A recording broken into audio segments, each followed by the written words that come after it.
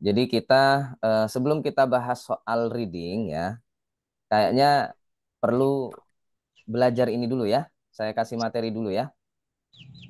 Ini eh, saya belum sempat buat materi sendiri, jadi saya ambil dari Google ya. Ini kebetulan punyanya Hong Kong ini, Hong Kong Polytechnic University ya. Saya kira lumayan lah, ini mencakup sedikit ya.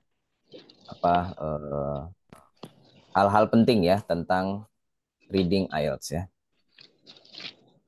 Oke, ya.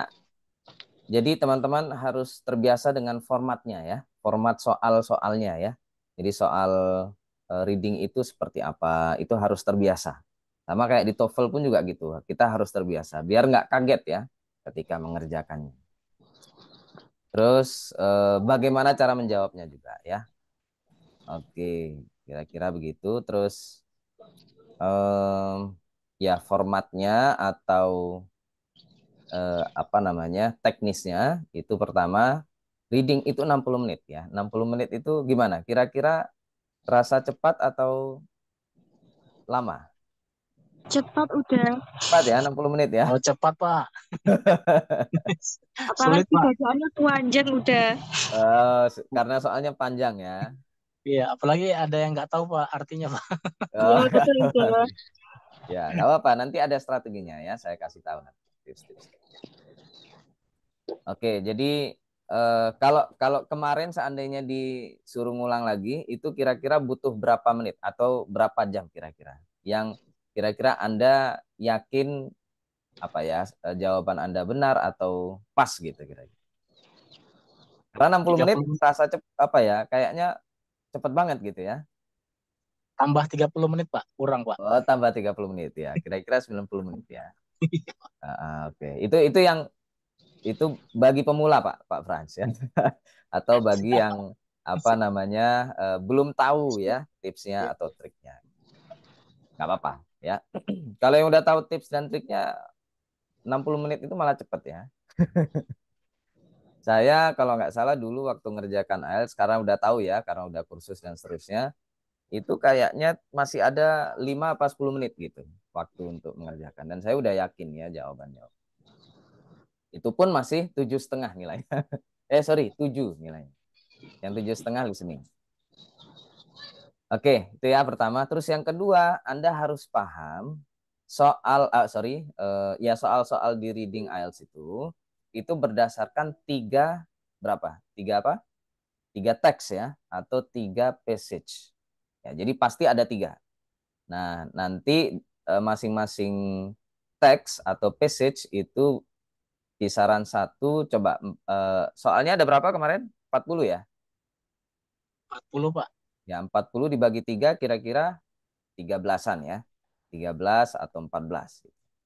Itu untuk masing-masing teks atau masing-masing passage rata-rata soalnya ya. Dan itu Anda harus harus paham, harus siap-siap. Terus total apa kata atau ya tadi siapa Laudria bilang panjang gitu ya. Memang teksnya memang panjang ya. Nah, nanti saya kasih tahu panjang pendeknya teks itu nggak penting sebenarnya ya. Eh, yang penting apa? Nanti saya kasih tahu ya. Jumlahnya 40. Terus text and questions appear on question paper. Ya, pasti ya. Teksnya dan pertanyaannya ada di lembar soal. Nah, ini juga ya yang paling penting. Anda harus terbiasa dengan format atau eh, apa ya, jenis ya, jenis-jenis soalnya. Oke, harus terbiasa. Nanti saya akan tanya ini soal jenis apa, gitu ya. Oke, jadi ini saya minta teman-teman semuanya kalau perlu ya di screenshot, coba di screenshot. Jadi buat kita nanti akan latihan ya. Latihannya kita belum menjawab soal dulu ya, tapi kita istilahnya menentukan ini jenis soal apa, ini jenis soal apa. Oke? Siap ya? Kalau bisa Anda pakai dua device ya, satu HP, satu laptop kalau bisa. Jadi biar nanti bisa apa yang di HP atau di laptop juga kan bisa dibagi dua nanti yang apa namanya layarnya ya. Nanti yang Zoom, yang di sini yang apa screenshotnya di sebelah kanan, ininya zoomnya sebelah kiri. Paham ya? Oke. Yang pertama jenis soalnya itu yang ya di TOEFL juga ada ya. Itu apa? Jenis soal multiple choice ya. Kalau di TOEFL semuanya multiple choice ya, terutama TOEFL ITP. Di IELTS juga ada gitu ya, ada multiple choice, ada A B C, kalau nggak salah sampai E atau kadang sampai apa cuma D aja ya, kadang sampai E juga. Itu yang pertama. Terus yang kedua short answer questions. Paham nggak ini? Yaitu pertanyaan yang membutuhkan jawaban pendek ya. Nanti pendeknya seberapa? Apakah satu kata? Apakah dua kata? Itu kita lihat apanya? Instruction ya. Instruction. Ya, ataupun yang apa di ya instruction itu di atas itu ya. Itu harus dibaca teman-teman ya. Jadi dia mintanya berapa kata? Satu atau dua kata gitu. Itu jelas di situ ya. Terus yang ketiga itu sentence completion. Apa? Sentence completion. Ya, artinya apa? Jadi dia ada satu kalimat atau satu paragraf gitu ya. Terus nanti ada titik-titiknya. Ya sama sama kayak yang di listening. Di listening kan juga gitu ya, sentence completion. Nah, di reading pun juga ada ya. Tapi cara melengkapinya seperti apa nanti kita lihat ya. Contohnya. Oke, paham ya? Dan jumlah katanya pun juga gitu. Ini jawabannya dari mana? Itu jelas ya. Nanti kita lihat. Terus yang keempat ada notes, summary, diagram, flowchart, table, completion. Ya, jadi melengkapi apa? Catatan ya. Kalau sentence completion tadi apa? Satu kalimat ya, satu kalimat itu yang diminta apa? Itu juga sama dengan listening kayak kemarin. Dia minta adjective kah, minta adverb kah, minta noun kah gitu ya. Paham ya? Itu harus jelas. Harus di apa dicari dulu ya. Dia minta apa gitu ya. Terus plural kah apa singular kah? Tadi kayak siapa Mbak Nurul ya tanya ini pakai S apa enggak jawabannya gitu ya. Nah, itu juga penting teman-teman. Nah, kalau notes, summary, diagram, flowchart, table, completion itu juga juga yang diminta seperti apa ya. Notes tahu ya, catatan ya. Catatan itu ya frase aja, bukan kalimat. Beda dengan sentence completion ya. Kalau notes itu frase. Contoh ya catatan apa ya? Catatan mau apa belanjaan gitu ya. Catatan belanja. Yang pertama beli apa kadang satu huruf satu kata gitu ya, kadang frase gitu ya. Membeli nasi.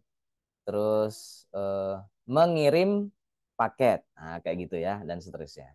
Summary itu juga gitu. Summary ya mungkin satu paragraf gitu ya, nanti dilengkapi. Diagram itu ada diagram ya tergantung ya apa diagram kayak yang di writing ya. Di writing itu ada task one-nya itu diagram bergaris gitu ya. Diagram apa istilahnya balok gitu ya dan seterusnya. Itu kita kadang disuruh melengkapi. Flowchart itu juga ya. Flowchart itu sama ya, yang garis itu ya mungkin ya.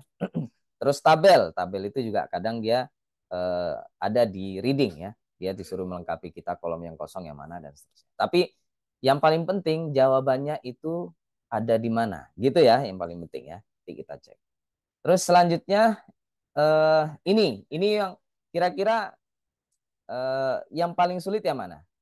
Nih, tapi nggak apa ya, saya kasih tahu. Kalau saya yang paling sulit itu adalah ini heading apa? Heading ya atau istilahnya ini paragraf ini itu menjelaskan apa gitu ya. Nah, kalau untuk pertanyaan ini biasanya kita harus membaca satu paragraf itu ya biar paham konteksnya. Paham ya? Nah, ini kalau saya, teman-teman ya, saya biasanya yang heading itu saya kerjakan terakhir, teman. Ya, nanti saya kasih tahu teks apa tipsnya ya untuk dari contoh nanti.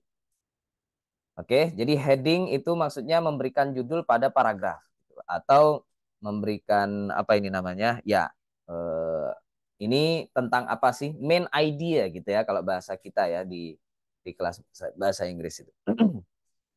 Oke, ini biasanya saya terakhir ya, saya kerjakan. Terus Yang selanjutnya identification of writers views. Ini mirip-mirip dengan heading ya. Tapi kalau heading itu kan main idea atau inti dari sebuah paragraf ataupun apa ya? Ya paragraf ya biasanya ya. Nah, kalau yang selanjutnya ini identifikasi dari pendapat gitu ya atau klaim dari penulis ya. Jadi penulis ini pendapatnya seperti apa sih? Nah, ini agak susah juga biasanya. Saya biasanya terakhir ini. Saya apa namanya? Saya kerjakan ya. Terutama yang yes no not given ini biasanya saya terakhir. Terus yang ini, nah ini saya paling suka classification ini paling mudah. Karena kan tinggal menyesuaikan ini kemana, ini kemana gitu. Ini biasanya agak mudah. Ya sama dengan yang terakhir itu matching list ya. Jadi menyesuaikan ya, mencari match dari sebuah kalimat atau poin-poin tertentu ya. Saya yang paling mudah itu yang pertama classification ya, matching. Ini saya kerjakan lebih dulu. Sentence completion itu paling mudah. Short answer question juga paling mudah. Multiple choice ini tergantung ya. Multiple choice itu dia pertanyaannya apa dulu. Karena kadang dia multiple choice itu kita disuruh membaca satu paragraf gitu ya. Dan seterusnya. Ya, kalau yang sentence completion itu biasanya jawabannya atau kata-kata yang melengkapi itu kalimat itu ada di teks. Nah, kita tinggal mencari kata itu ada di mana, gitu loh ya. Nah, biasanya itu yang saya kerjakan dulu ya. Sama kayak yang notes, summary, diagram, flowchart, table comparison. Ini juga sama ya. Kata-katanya atau jawabannya itu ada di teks, tinggal dicari yang mana ya. Nah, ini biasanya saya kerjakan. Yang saya kerjakan terakhir ini yang choosing, heading ya, sama identification, writer's views ya. Ini kalau teman-teman mau mengikuti step saya bisa ya. Jadi caranya seperti itu. Mana yang kita kerjakan dulu ya. Oke, ya ini kalau mau ditanya teksnya diambil dari mana ya dari sini nih ya. Macam-macam ada dari magazine, dari jurnal, dari buku dan seterusnya ya. 1 mark for each correct answer. Ya betul ya. Jadi memang harus betul jawabannya ya. Jangan sampai ada huruf yang kurang dan seterusnya. No extra time allowed to transfer. Ya, jadi di reading itu tidak ada waktu untuk waktu tambahan ya untuk memindahkan. Makanya kalau saya biasanya 50 menit itu untuk mengerjakan ya. 10 menit itu kan kita 60 menit ya. Nah, jadi kita bagi 50 menit. Kita biasanya kalau di tes IELTS yang asli yang pakai paper itu kita ada jam di situ. Nah, itu silakan Anda biasanya dipaskan ya. Kalau memang jam 1 itu jam 1 mulainya. Nah, itu kira-kira nanti angka jarum panjangnya ada di 50 itu Anda harus berhenti, harus selesai. Nah, itu 10 menit selanjutnya itu untuk memindahkan gitu ya. Dikira-kira aja. Atau sambil ini ya dipindahkan langsung di lembar jawaban juga bisa ya. Nah, ini poor spelling ya. Spellingnya jangan sampai salah. Tipsnya agar spelling ini tidak salah pakai apa? Huruf besar ya. Pakai huruf besar, jangan pakai huruf kecil ya. Atau bahkan yang apa itu istilahnya kita huruf Latin ya. Huruf Latin itu yang miring itu, yang nyambung itu sebaiknya dihindari karena takutnya kita dianggap salah spellingnya ya. Jarang sekali ada test checker ya. Test checker itu yang ngecek lembar jawaban kita itu yang baik ya. Tapi mudah-mudahan ada yang baik ya. Ketika tulisan kita kurang jelas dianggapnya benar. Mudah-mudahan. Nah, ini. Jadi kalau ada catatan juga boleh ya di lembar soal boleh, hanya saja tidak boleh dibawa pulang ya. Oke, ini saya kira itu ya. Yang lain ini nggak terlalu penting ya.